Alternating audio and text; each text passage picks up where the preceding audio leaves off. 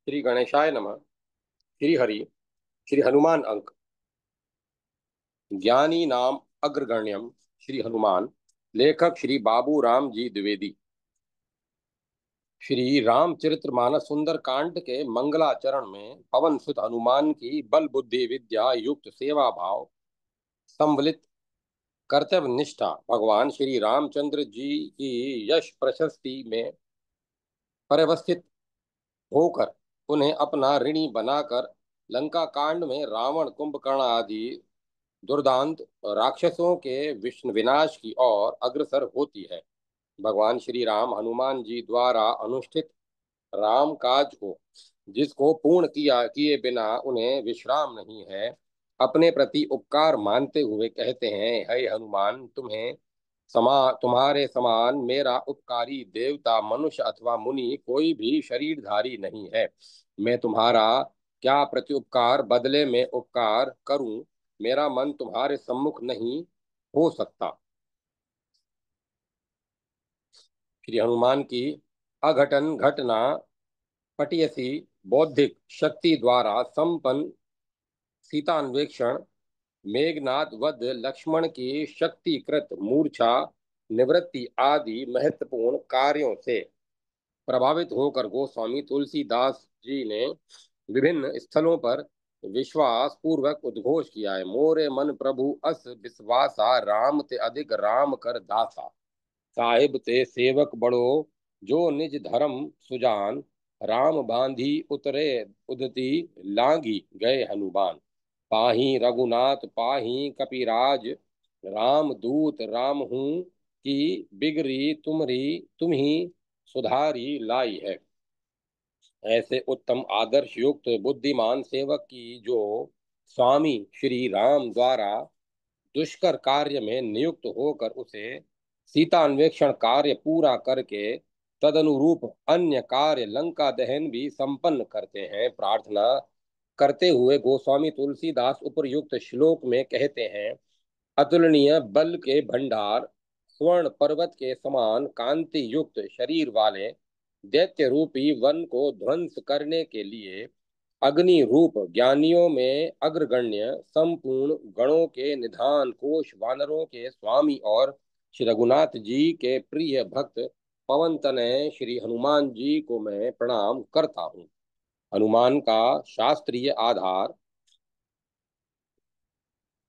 हन धन उन, हनु स्त्रीत्व पक्षे, उण हन धन उण, हनु मतुप, हनुमत अथवा हनुमत, हनुमान या हनुमान, ज्ञानी अग्रगण्य अग्रगंता, यह स हनुमान। वाल्मीकि रामायण में हनुमान के दोनों रूप मिलते हैं। आदि काव्य में हनुमान के आविर्भाव और नाम के संबंध में इस प्रकार उल्लेख मिलता है कि उदयगिरी के शिखर पर उनका जन्म हुआ। वे सूर्य को लाल फल समझकर उसे पाने के लिए ऊपर उड़े। इंद्रकृत वज्र प्रहार द्वारा पवन पुत्र के चिबुक का वाम भाग खंडित हो गया और तभी से वे हनुमान कहलाए। चंपू रामायण से भी इंद्रकृत हनुमान के हनुभंग की पुष्टि इस प्रकार होती है, इन्होंने विद्या द्वारा सूर्य का पुत्र तव, शिष्य तव और जन्म द्वारा पवन पुत्र तव प्राप्त किया। ये इंद्र के वज्र प्रहार से अनुभंग रूप चिन्ह से युक्त और चिन्ह से युक्त है और उन्हें इन्हें रावण के यश रूप चंद्रमा का शरीरधारी कृष्ण पक्ष कहते हैं। परंतु पद्म पुराण में हनुमान नाम के विषय में विचित्र कल्पना युक्ति है। अनुरूह नामक नगर में बालक हनुमान ने जन्म संस्कार प्राप्त किया, इसीलिए वह हनुमान के नाम से प्रसिद्ध हुआ। हनुमान विषयक इंद्र की युक्ति समीचीन प्रतीत होती है। वे कहते हैं, मेरे हाथ से छूटे हुए वज्र द्वारा पवन सुत की हनु ठुड्डी टूट गई, इसीलिए इस कपि श्रेष्ठ का नाम हनुमान हनुमान होगा। विद्या ज्ञान के स्तोत्र श्री हनुमान। आदि काव्य के अनुसार ब्रह्मा द्वारा प्रेरित होकर सूर्य देव ने बालक हनुमान को अपने तेज का 100वां भाग प्रदान करते हुए आशीर्वाद प्रदान वरदान दिया कि मैं इसे शास्त्र ज्ञान दूंगा, जिससे यह श्रेष्ठ वक्ता होगा। शास्त्र ज्ञान में इसकी समता करने वाला कोई नहीं होगा। पद्म पुराण में हनुमान की पूंछ की विद्या निर्मित पाश से तुलना की गई है और कहा गया है कि उसके द्वारा वे किसी वीर को उसी प्रकार आकृष्ट कर लेते थे जिस प्रकार कोई पुरुष स्नेह द्वारा अपने मित्र को खींच लेता है। श्री आदि शंकराचार्य ने श्री हनुमान के ज्ञानी अग्रगण्यम होने का मूल स्तोत्र भगवान श्री रामचंद्र जी की उस ज्ञान मुद्रा को बताया है जिसके अनुसार वे अपने सामने हाथ जोड़कर खड़े हुए हनुमान आदि भक्तों को अपनी कल्याणकारिणी चिन्ह मुद्रा से ज्ञान प्रदान करते रहते हैं। वाल्मीकि रामायण के बाल कांड में एक प्रसंग आता है जब पृथ्वी पर रावण संसार को रुलाने वाला का आतंक छा गया। सर्वत्र सर्वत्र त्राही त्राही मच गई। तब सज्जनों की रक्षा और दुष्टों के संहार हेतु धर्म की स्थापना करने की अपनी प्रतिज्ञा को चरितार्थ करते हुए भगवान विष्णु महामनस्वी राजा दशरथ के यहाँ पुत्र रूप में उत्पन्न हुए। उस समय ब्रह्मा जी की प्रेरणा से वायु देव ने हनुमान नामक ऐश्वर्यशाली वानर को उत्पन्न किया। उनका शरीर वज्र के समान सुदृढ़ था। वे उड़ने में गरुड़ के समान तेज थे। सभी श्रेष्ठ वानरों में वे सबसे अधिक बुद्धिमान और बलवान थे। इस प्रसंग से यह तथ्य स्पष्ट हो जाता है कि श्री हनुमान की बुद्धिमता और शक्ति संपन्नता जन्म जात थी, परंतु शास्त्रों के स्वाध्याय द्वारा उन्होंने विशेष ज्ञान का अर्जन किया था। यह बात भगवान श्री रामचंद्र जी के कथन से सिद्ध होती है। जब शुद्ध संस्कृत भाषा में हनुमान जी श्री राम लक्ष्मण को नर नारायण कहते हैं, तब भगवान श्री राम लक्ष्मण को संकेत करते हैं कि देखो, अवश्य ही इस ब्रह्मचारी हनुमान ने संपूर्ण शब्द शास्त्र व्याकरण का अनेक बार अध्ययन किया है। इसने इतनी बातें कहीं पर इसके बोलने में कहीं कोई भी अशुद्धि नहीं हुई। आदि काव्य में तो हनुमान के शास्त्र ज्ञान स्तोत्र का विस्तृत वर्णन मिलता है। सुग्रीव द्वारा प्रेषित हनुमान की शुद्ध व्रतकता सुनकर वक्तता सुनकर भगवान श्री राम कहते हैं, हे लक्ष्मण, जिसे ऋग्वेद की शिक्षा न मिली हो, जिसने यजुर्वेद का अभ्यास नहीं किया हो तथा जो सामवेद का विद्वान न हो, वह इस प्रकार सुंदर भाषा में वार्तालाप नहीं कर सकता। निश्चय ही इन्होंने समूचे व्याकरण का कई बार स्वाध्याय किया है, क्योंकि बहुत सी बातें बोल जाने पर भी इनके मुंह से कोई अशुद्धि नहीं निकली। ज्ञानियों के प्रमुख श्री हनुमान हनुमान जी को ज्ञानियों में सर्वश्रेष्ठ और वीरों में आदि अद्वितीय शक्तिशाली कहा गया है।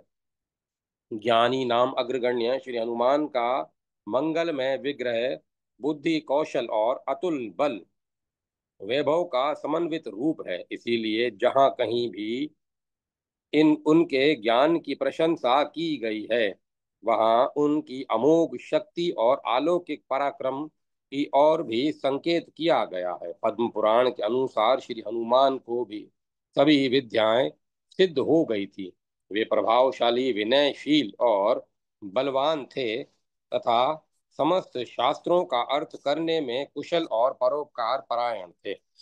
राम रक्षा स्तोत्र के 33वें श्लोक में श्री हनुमान जी को बुद्धिमानों में श्रेष्ठ ज्ञानी नाम अग्रगण्य बतलाते हुए श्री बुद्ध कौशिक मुनि उनसे प्रार्थना करते हैं, जिनकी गति मन के समान और वेग वायु के समान है, जो परम जीतेंद्रिय एवं बुद्धिमानों में श्रेष्ठ है।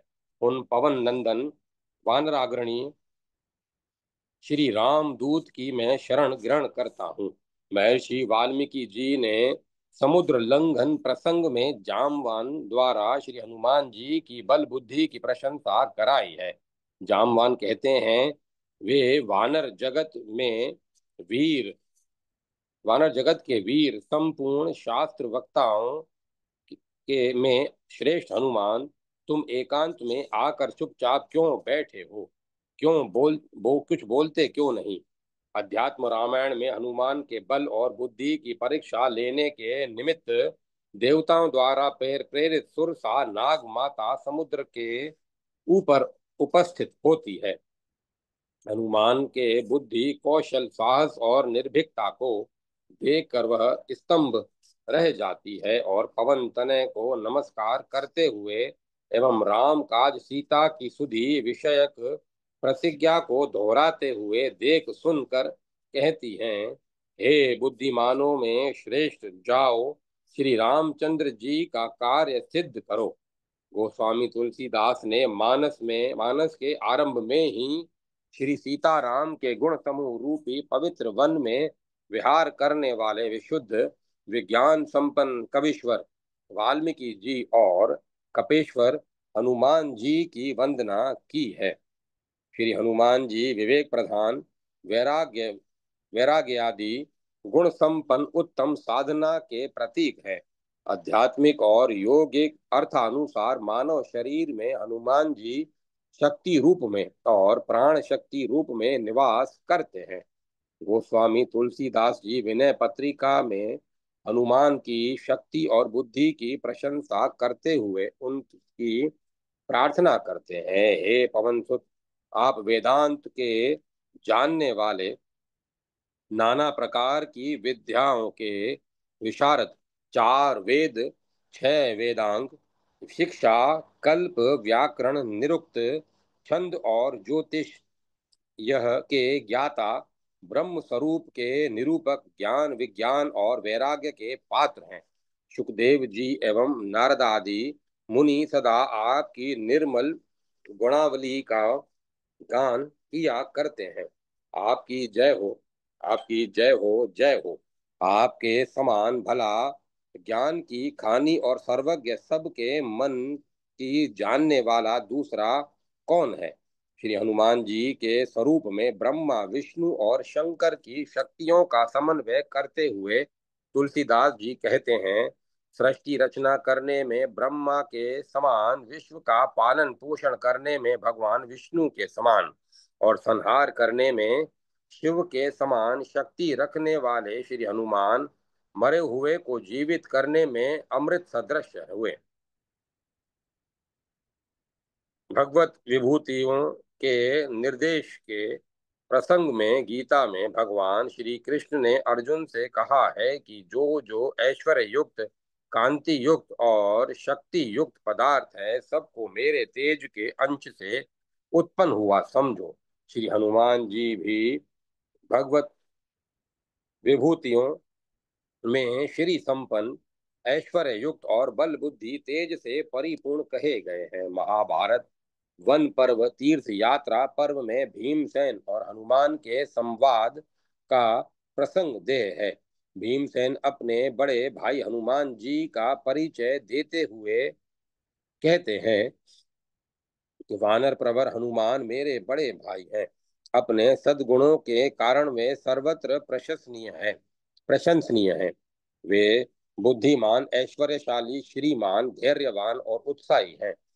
रामायण में उनकी बड़ी ख्याति है।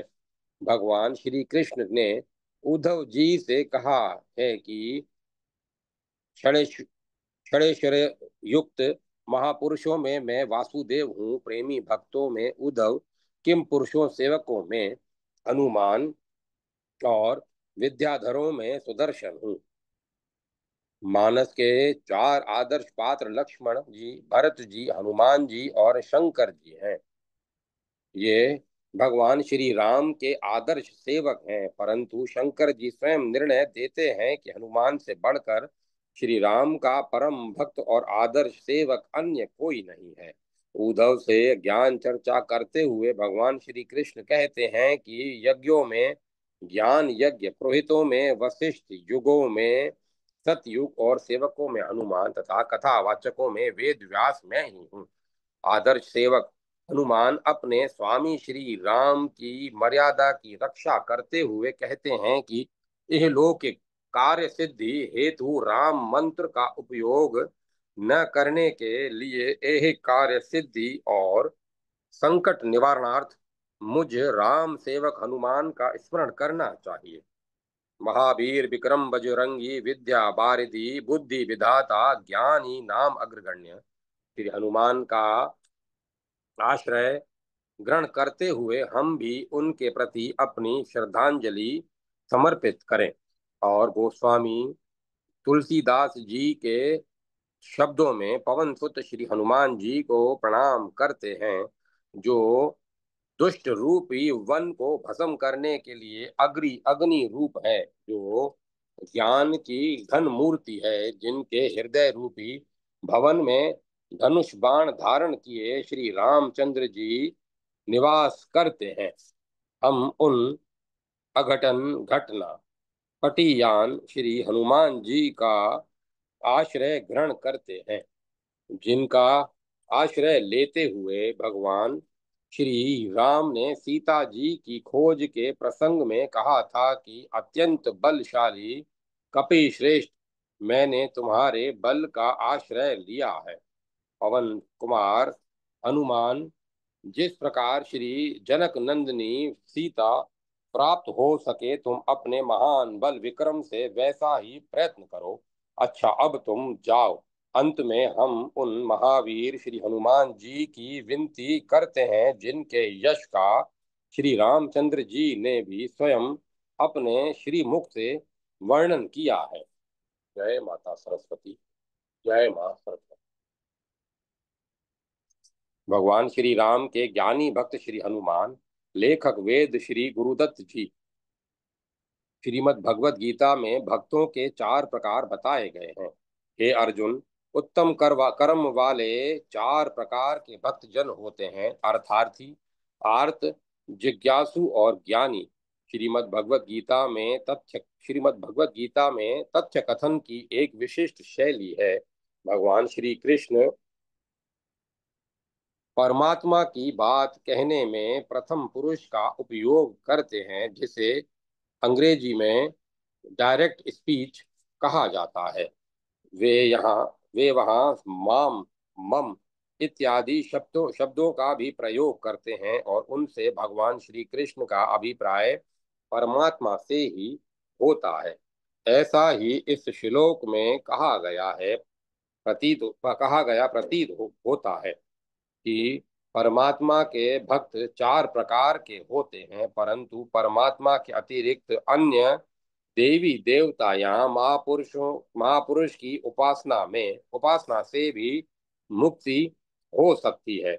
इस विषय में भी भगवान श्री कृष्ण ने इसी प्रसंग में आगे चलकर कहा है, जो जो भक्त जिस जिस देवता शरीर की श्रद्धा से पूजा करने की इच्छा करता है, उस देवता में ही उस उसमें ही मैं उस भक्त की श्रद्धा को स्थिर कर देता हूँ। सशरीर देवताओं या महापुरुषों की भी भक्ति हो सकती है और परमात्मा उस भक्त की श्रद्धा को उस देवता या महापुरुष में स्थिर कर देते हैं और वह भक्ति फल प्रदायिनी होती है।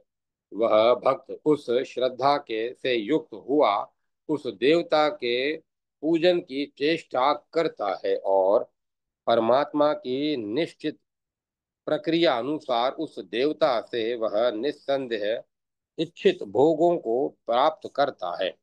पवन सुत श्री हनुमान कौशल नरेश महाराज दशरथ के पुत्र भगवान श्री राम के अनन्य भक्त हैं। वाल्मीकि रामायण के अवलोकन से यह विदित होता है कि श्री राम जी के वन गमन का समाचार देश में फैल चुका था। गृह कलह से कुल को बचाने के लिए भाई को राजपाट देकर 14 वर्ष की अवधि के लिए वन में जाने की बात ज्यों ही श्री राम के सामने आई वे किंचित किंचन मात्र भी शोक अथवा क्रोध प्रकट किए बिना ही वन को चल पड़े थे।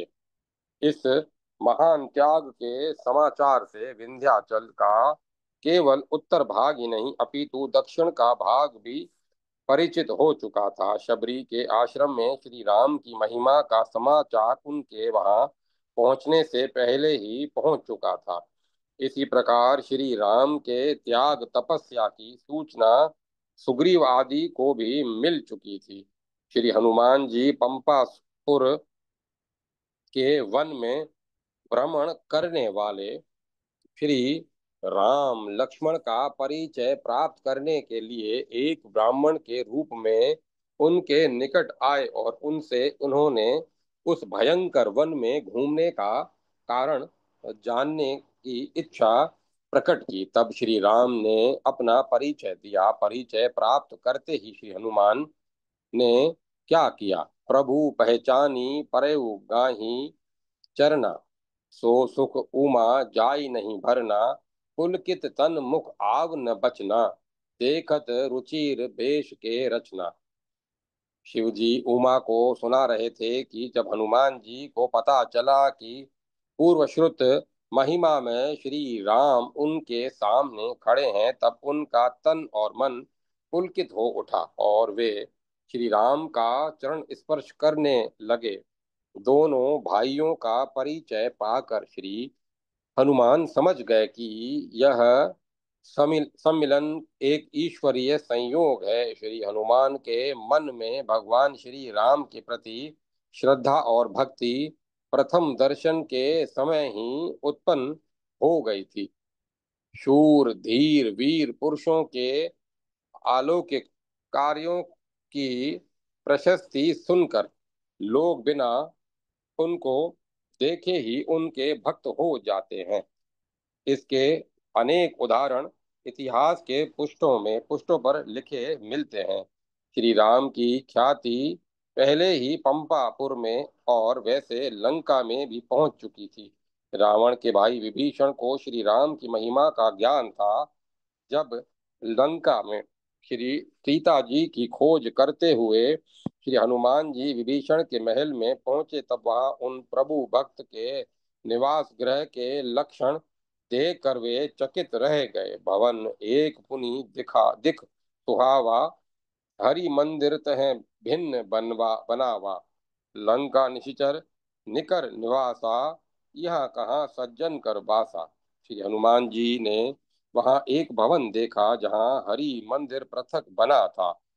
वे विचार करने लगे कि लंका तो नास्तिकों का देश है, यहाँ किसी सज्जन का निवास विस्मयजनक है।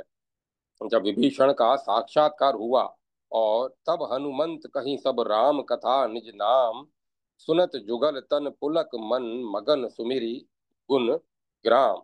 श्री हनुमान जी ने श्री राम कथा और अपना नाम बताया। तब उसे सुनते ही विभीषण के मन और शरीर दोनों पुलकित हो उठे तथा वे भगवान के गुणग्राम का स्मरण करके उसी में मग्न हो गए। यह श्री राम के गुणों की महिमा थी कि हनुमान विभीषण और श्री राम के दर्शन से पूर्व ही उनके प्रशंसक और भक्त हो गए थे। श्री हनुमान जी कैसे थे, इसका वर्णन महर्षि वाल्मीकि ने बहुत सुंदर शब्दों में किया है। प्रथम भेंट के बाद श्री हनुमान के बारे में श्री राम ने लक्ष्मण से कहा, जिसे ऋग्वेद की शिक्षा नहीं मिली हो, जिसने यजु और सामवेद नहीं पढ़े हों, वह इस प्रकार की सुंदर भाषा में वार्तालाप नहीं कर सकता। निश्चय ही इन्होंने समूचे व्याकरण का कई बार स्वाध्याय किया है, क्योंकि बहुत सी बातें बोले जाने पर भी इनकी भाषा में कोई अशुद्धि नहीं हुई। संभाषण के समय इनके मुख नेत्र ललाट भुह तथा अन्य अंगों में भी कोई विकार प्रकट नहीं हुए। इन्होंने थोड़े में ही बड़ी स्पष्टता के साथ अपना अभिप्राय बता दिया है और किसी कर्णकटु शब्द का भी उच्चारण नहीं किया। हृदय, कंठ और मूर्धा, इन तीन स्थानों द्वारा स्पष्ट रूप से अभिव्यक्त होने वाली इनकी इस विचित्र वाणी को सुनकर किसका चित्त प्रसन्न न होगा। अभिप्राय यह है कि महर्षि वाल्मीकि जी के कथनानुसार श्री राम एक वेद ज्ञाता और भाषा के विद्वान थे तथा वे सभ्य व्यवहार करना जानते थे। वाल्मीकि रामायण में वर्णित उस काल के दक्षिण पठार की स्थिति का अध्ययन करने से ज्ञात होता है कि रावण द्वारा छिपाई गई श्री सीता जी को खोज निकालने का काम सुगम नहीं था। यह कठिन एवं भयावह कार्य वही व्यक्ति कर सकता था जिसकी श्री राम के प्रति अगाध श्रद्धा हो। श्री हनुमान जी ऐसे ही थे, तभी तो लंका में जाकर घर घर में श्री सीता को ढूंढ निकालने का प्रयास उनके द्वारा संभव हो सका था।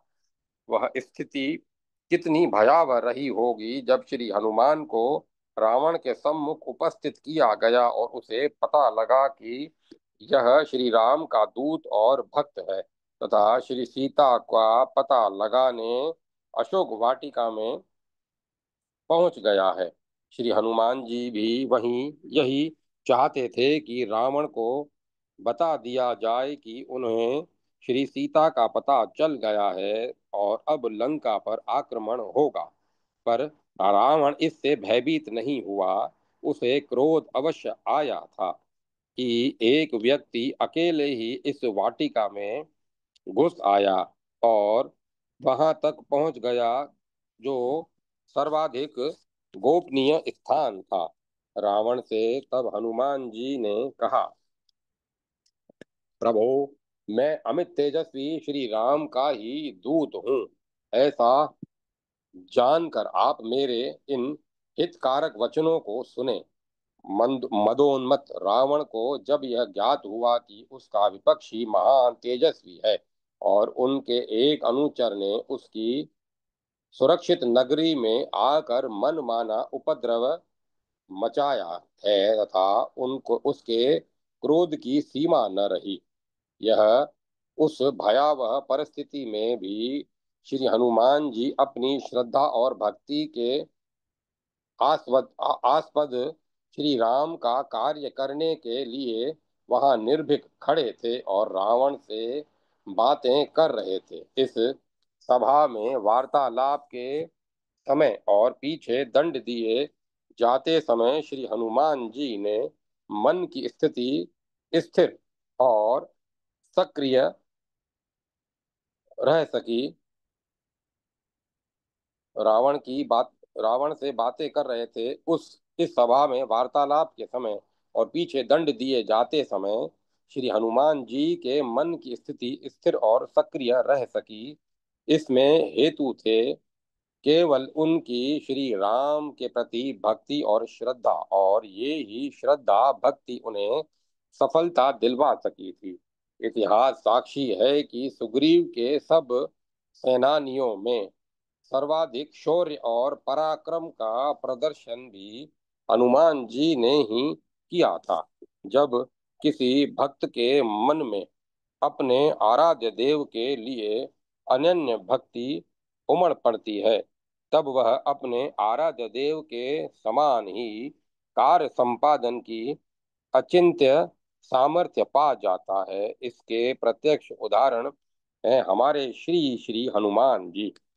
यह प्रसिद्ध है कि जो व्यक्ति जिस देवता में अनन्य भक्ति जिस देवता में अनन्य भक्ति करता है उसमें उस देवता के गुण आ जाते हैं। ऐसे ही श्री राम के अद्वितीय शौर्य, बल, पराक्रम और ओज को श्री हनुमान जी ने प्राप्त किया। यह एक प्रश्न उपस्थित होता है कि श्री हनुमान जी की श्री राम के प्रति भक्ति किस प्रकार की थी। पहले 4 प्रकार के भक्तों की चर्चा हो चुकी है। यह भी पहले कहा जा चुका है कि श्री राम की महिमा संपूर्ण देश में फैल चुकी थी।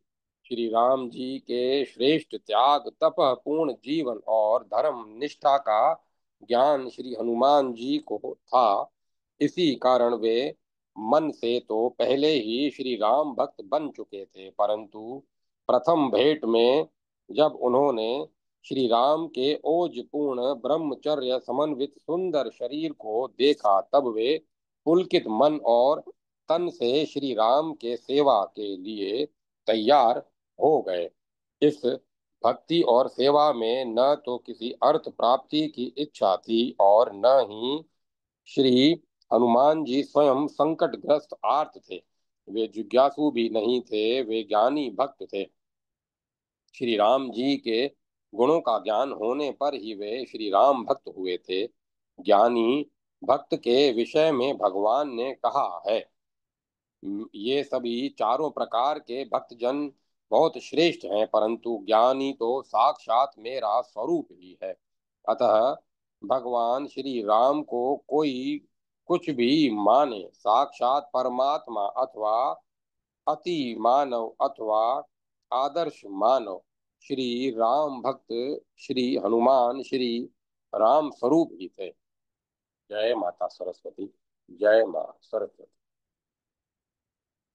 अतुलित बलधाम श्री हनुमान।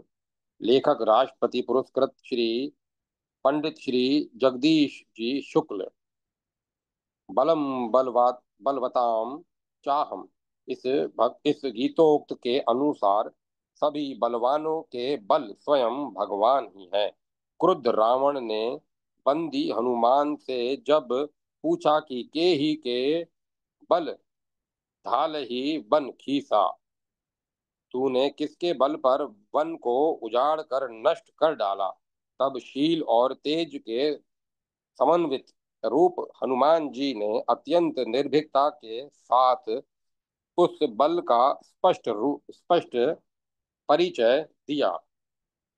सुनु रावण ब्रह्मांड निकाया, पाहि जासु बल बिरचित माया, जाके बल बिरंची हरि ईसा, पालत सृजत हरत दस सीसा, जा बल शीस धरत सहसासन, अंड कोश समेत गिरी कानन, धरहि जो विविध देह सुरत्राता, तेह तुम हूँ से संट सुखावनु दाता, हर को दंड कठिन जेहि भंजा, तेहि समेत नृप दल मद गंजा, खरदूषण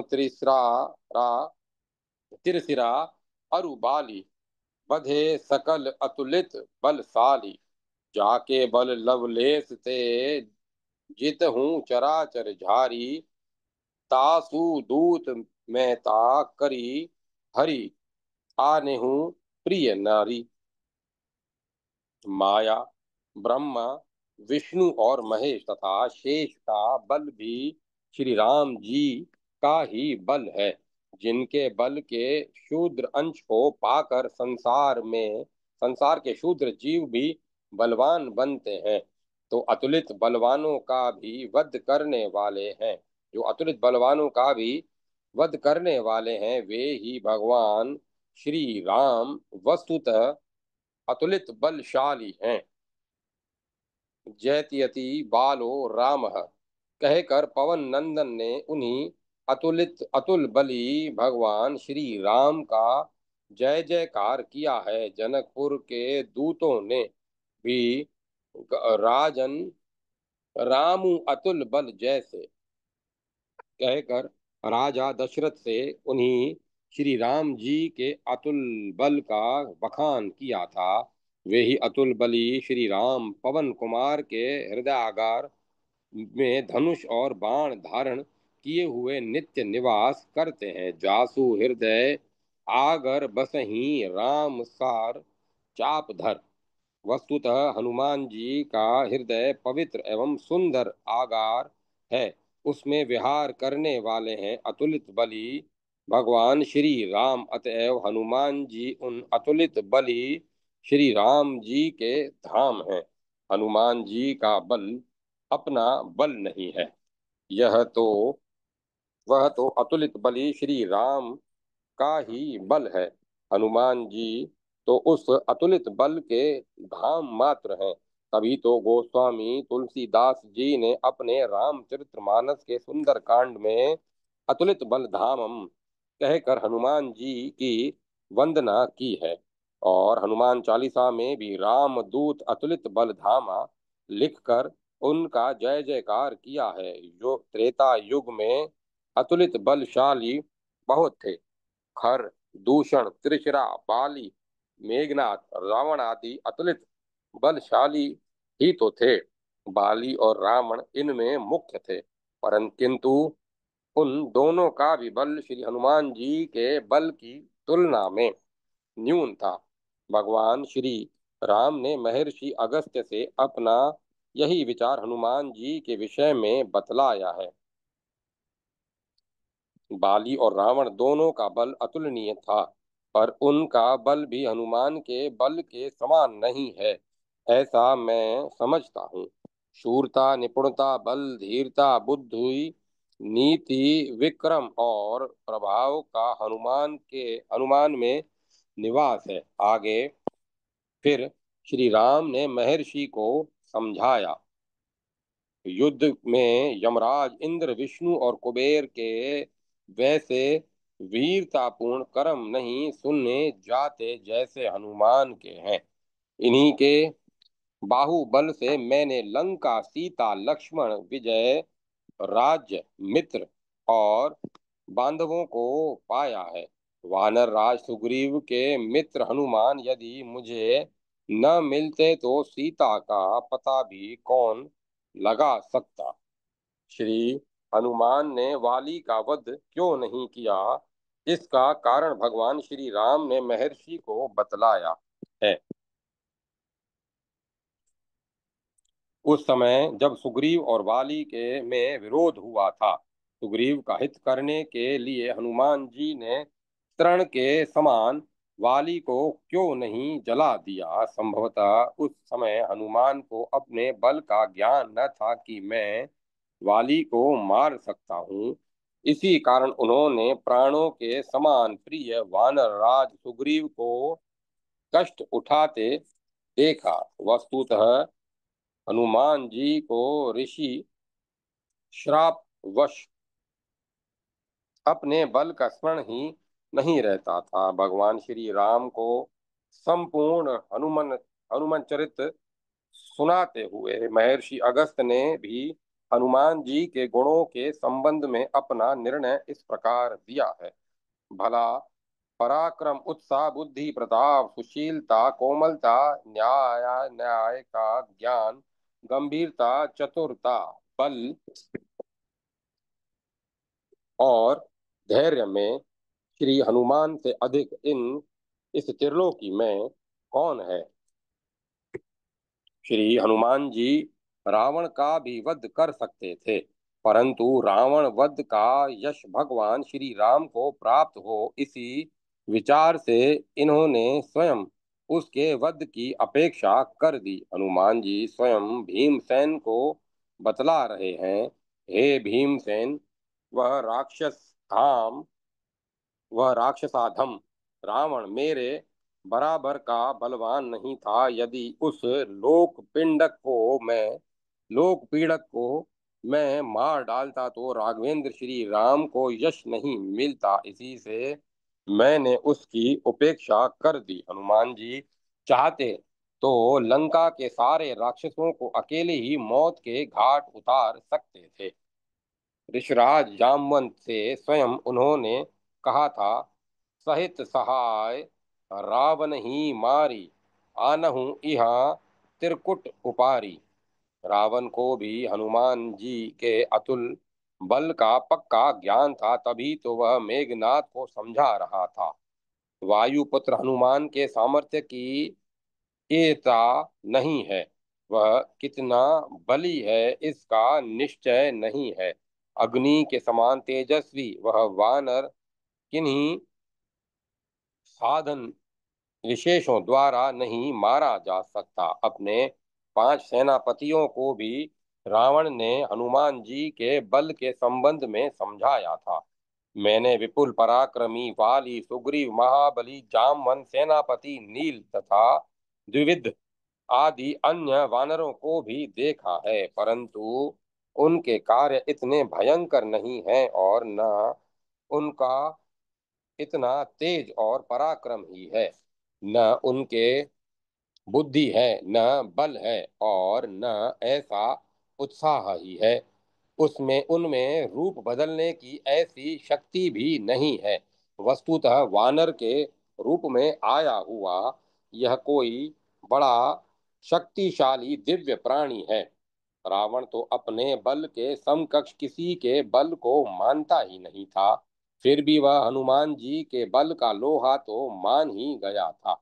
अंगद के सामने उसने अपने बल की बहुत डींग हाँकी, किंतु हनुमान जी का ध्यान आते ही वह यह स्वीकार करने को विवश हो गया कि हे कपि, एक महान बलशीला आवा प्रथम नगरु जेहि जारा।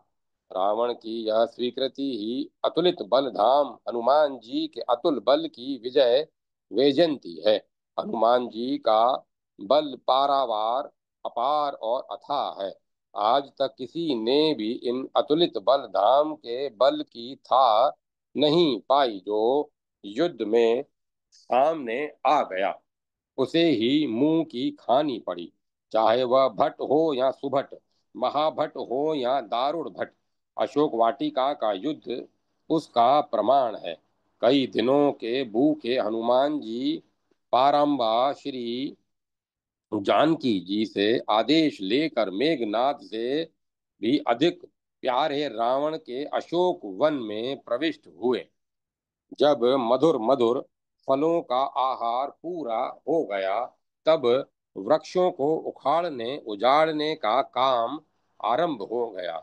जब पहरा देने वाले भटों ने हस्तक्षेप किया, तब उनमें से जो सामने आ गए वे तो सुरधाम चले गए, और जो भाग गए उन्होंने जाकर रावण को इसकी सूचना दी। नाथ एक आवा कपि भारी, ते ही अशोक वाटिका उजारी।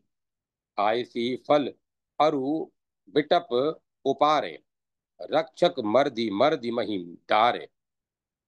प्रहरी भटों से सूचना पाकर रावण ने अपने ही तुल्य पराक्रमी 80,000 किंकर नामक राक्षसों को, प्रहस्त पुत्र जाम्बूमाली को, 7 मंत्री पुत्रों को तथा 5 सेनापतियों को क्रमशः भेजा।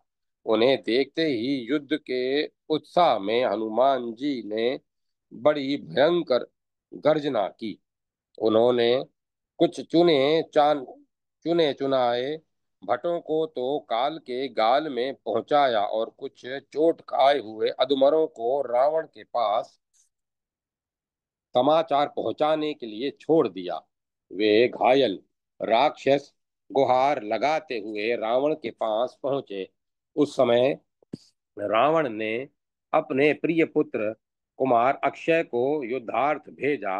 वह महाभट्ट सुभटों की सेना लेकर चला। उसे आता देखकर हनुमान जी ने एक वृक्ष को हाथ में लेकर उसे डांटा, और देखते ही देखते उसका वध कर पुनः ऊंची ध्वनि में गर्जना की। पुनि पठहु ते ही अक्षय कुमारा, चला संग ले सुभट अपारा। आवत देखी बिटप गही तरजा, ताही निपाती महादुनि गर्जा। अशोक वाटिका में हनुमान जी को 4 बार युद्ध करना पड़ा। चारों युद्धों के तारतम्य को हम इनके गर्जन से समझ सकते हैं। पहली लड़ाई प्रहरी भट्टों के साथ हुई। वह इनकी दृष्टि में इतनी हल्की रही कि इन्हें युद्ध का उत्साह ही नहीं आया, इसीलिए उन्होंने साधारण गर्जना भी नहीं किया।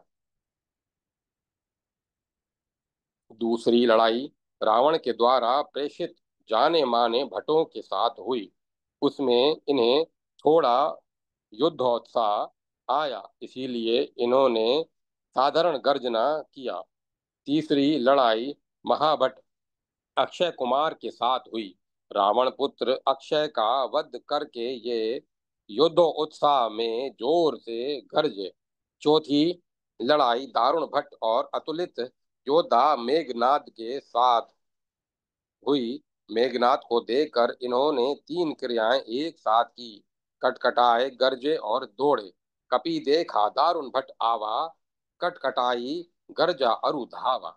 हनुमान जी के बल की था न भटों ने पाई, न सुभटों या महाभटों ने। रावण से मिलने के ही उद्देश्य से दारुण भट्ट मेघनाथ के द्वारा किए गए ब्रह्मास्त्र के प्रयोग का हनुमान जी ने सम्मान किया, अतः मूर्छा की लीला की। तब मेघनाथ नागपाश में बांधकर उन्हें रावण की राजसभा में ले गया। रावण से मिलने के बाद लांगुल दाह की तैयारी पूरी होते ही उन्होंने अपने विशाल शरीर को योग बल से इतना संकुचित कर दिया कि उन्हें बंधन से सहज ही मुक्ति मिल गई। उसके बाद विश्व विजयी रावण तथा स्वर्ग विजेता मेघनाद के देखते ही देखते अपने संपूर्ण लंका का पूर्ण रूप से अग्नि संस्कार करके अपने अतुलित बल का झंडा रावण और समस्त लंका वासियों के अंतःस्थल पर गाड़ दिया। हनुमान जी लात, लांगुल और मुक्का तीनों से प्रहार करते हैं। इनके तीनों अंगों का बल अद्वितीय तथा अमोघ है। फिर भी इनके मुक्के का प्रहार विशेष सबल और अचूक है। लंका के तीनों विशिष्ट वीर रावण, कुंभकर्ण और मेघनाद इनके एक एक मुष्टि प्रहार को भी सहन नहीं कर सके। परिणामतः तीनों मूर्छित हुए। इनके क्रमशः उदाहरण लीजिए। प्रचंड शक्ति प्रयोग के द्वारा मूर्छित लक्ष्मण को जब रावण उठाने लगा तब वे उससे उठ न सके। इतने में ही हनुमान ने लक्ष्मण को देख लिया और देखी पवन सुत धाये बोलत बचन कठोर, आवत कपिहि हनहो ते ही मुष्टि प्रहार प्रघोर। फिर भी जानू टेकी कपि भूमि न गिरा, उठा संहारी बहुत रिस भरा। इसके बाद मुट्ठी का एक ताहि कपि मारा, करेऊ सेल जनु ब्रज प्रहारा। रावण का मुष्टि प्रहार प्रघोर था, फिर भी वह हमारे हनुमान जी को गिरा नहीं सका। इधर हनुमान जी के मुष्टि प्रहार से चारों खाने चित्त हो गया। वह विश्व विजयी वीर रावण रावण मूर्छित पड़ा रहा और हनुमान जी उसकी मूर्छा निवृत्ति की प्रतीक्षा करते रहे, किंतु वहां रे मुष्टि प्रहार का प्रभाव होश में आते ही रावण से रहा नहीं गया और वह मुक्त कंठ से हनुमान जी के विपुल बल की सराहना करने लगा। मूर्छा गई बहोरी सो जागा, कपि बल विपुल सराहना सराहन लागा। अब पवन नंदन के मुक्के से कुंभकर्ण की मूर्छा का प्रसंग देखिए। कुंभकर्ण के ऊपर कोटि कोटि गिरी शिखर प्रहारा, करही भालू कपि एक एक बारा। फिर भी मुरझो न मनु तनु टर्यो न टर्यो, जिमि गज अर्क फलनी को मार्यो। तब तब हनुमान मारुत सुत मुठि का हन्यो, परिणाम परयो धरनी व्याकुल सिर धन्यो। कुंभकर्ण कोटि कोटि गिरी शिखर प्रहार को सहता हुआ भी युद्ध में निर्बाध बढ़ता जा रहा था। वह पवनात्मज का मुक्का लगते ही व्याकुल होकर धरती पर ढेर हो गया और लगा सिर पीटने। जो कार्य असंख्य योद्धाओं द्वारा कोटि कोटि गिरी शिखर प्रहार करने से भी न हो सका, वह वायुपुत्र के एक मुक्के की मार से तुरंत संपन्न हो गया। धन्य है वायु कुमार और धन्य है उनका यह मुष्टि प्रहार। कुंभकर्ण ने भी रावण को समझाते हुए हनुमान जी के बल की प्रशंसा जी खोल कर की थी। हे दशीस, मनुज रघु नायक, जाके हनुमान से पायक। मेघनाथ तो अशोक वाटिका के युद्ध में ही हनुमान जी के मुक्के से मूर्छित हो चुका था। मुट्ठी का मारी जड़ा तरु जाई, ताहि एक क्षण मूर्छा आई। हनुमान के मुक्के का मर्म जान लेने के बाद मेघनाथ अपने आप को उनके सामने सदा पराजित अनुभव करता था। हनुमान जी के बार बार ललकारने पर भी वह उनके निकट नहीं आता था, बल्कि बड़ी सावधानी के साथ उनसे कटा कटा फिरता था। बार बार प्रचार हनुमाना निकट न आव, मरमु सो जाना। यह है अतुलित बल धाम हनुमान जी के मुष्टि प्रहार का अनोखा चमत्कार और सदैव ही अभिनंदनीय है। श्री पवन नंदन का यह अतुलित बल। जय माता सरस्वती, जय मां सरस्वती। श्री महावीर महिमा, जय जय श्री हनुमंत कृपा निधि कृति अनंत के। प्रबल बुद्धि बलवंत जो एक दस दिगंत के। अरुण रंग सो तरुण अंग, तांत्रिक तरंग सो विकट वीर बजरंग। अचल अच्युत अभंग सो, हे प्रभु द्विदेश द्विजेश। मैं भजी तुम्हें भय भजन के काम सो। जेहि ते तो दो पद अभिराम प्रद, पेखी सुकरत प्रणाम सो। जिन अद्भुत सीताराम, जिन अद्भुत अद्वितीय तिये, बिनु अनुज तनुज के। सुर मनुजहि सुमिति, नेकु नहीं मित तनुज के। अंजनी जननी सो जन्य, मन्य मारुत मन रंजन। रंजन भुज आजानु, भानु भक्षक जिमि धंजन। जिनि व्यंजन अवलोकी द्विजेश, त्रिलोक जेहि ते तीहू काल प्रमाण इमि। भूतो न भविष्यत अस को वर्तमान, हनुमान जिमि। महाकवि द्विजेश। जय माता सरस्वती, जय मां सरस्वती। ओम नमो नारायण, ओम नमो भगवते वासुदेवाय, ओम नमः शिवाय, ओम नमो नारायण। राम लक्ष्मण जानकी जय बोलो हनुमान की जय। जय श्री राम भक्त हनुमान। ओम तत्सत, ओम तत्सत, ओम तत्सत। अब कथा को विराम दिया जाता है।